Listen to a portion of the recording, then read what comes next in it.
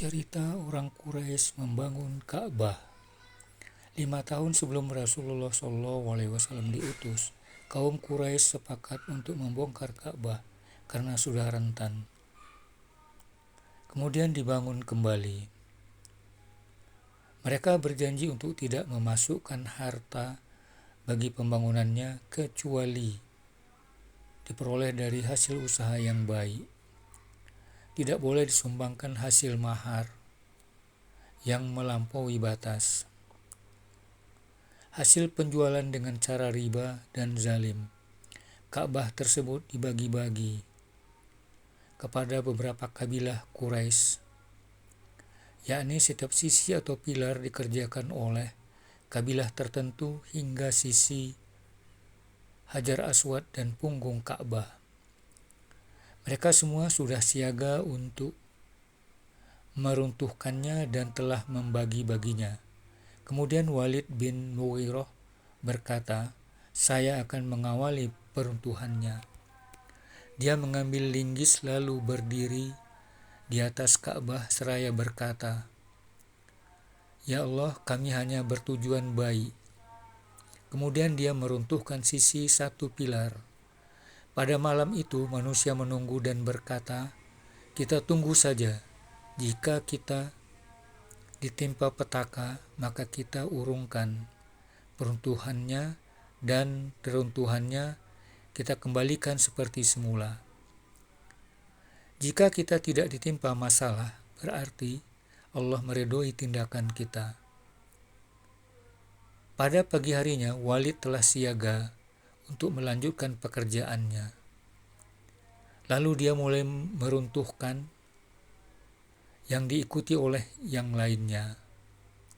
Ketika peruntuhan sampai ke pondasi yang dibuat oleh Ibrahim, orang-orang berhamburan menuju batu hijau seperti gigi yang bagian-bagiannya saling mencengkram.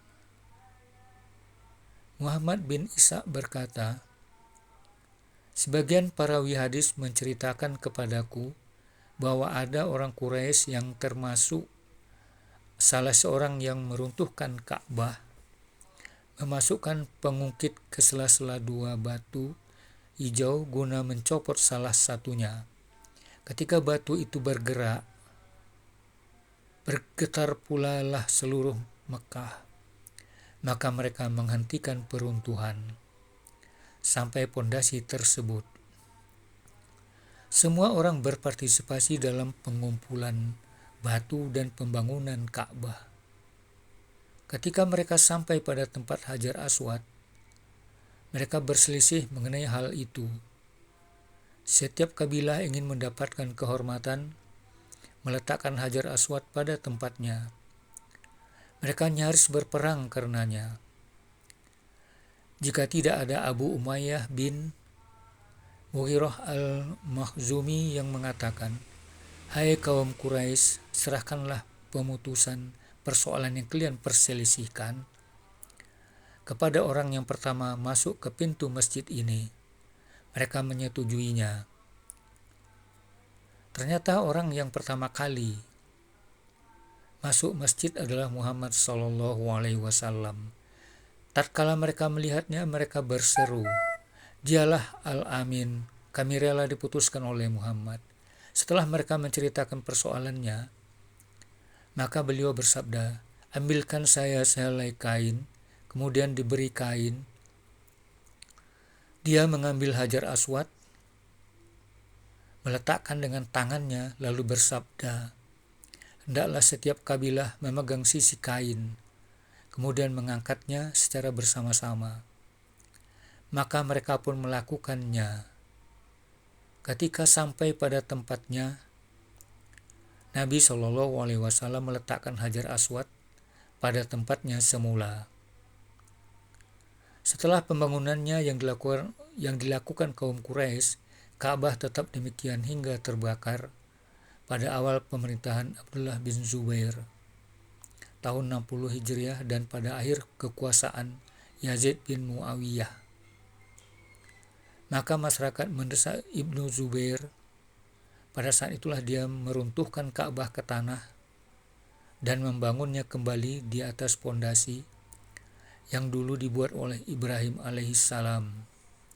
Ibnu Zubair memasukkan ke dalam Ka'bah hijr sepanjang 5 hasta dan membuatkan pintu Ka'bah pada bagian barat dan timur yang sampai ke tanah. Sebagaimana dia mendengar hal itu dari bibinya, yaitu Aisyah Ummul Mukminin, dari Rasulullah SAW. Bentuk Ka'bah senantiasa demikian hingga Ibnu Zubair dibunuh oleh Al-Hajjaj. Dia mengembalikan Ka'bah ke bentuk semula atas perintah Abdul Malik bin Marwan. Demikian menurut riwayat Muslim dalam kitab sahihnya, dan riwayatkan pula dari Atha hal seperti itu. Sumber ringkasan tafsir Ibnu Katsir oleh Muhammad Nasib Ar-Rifai.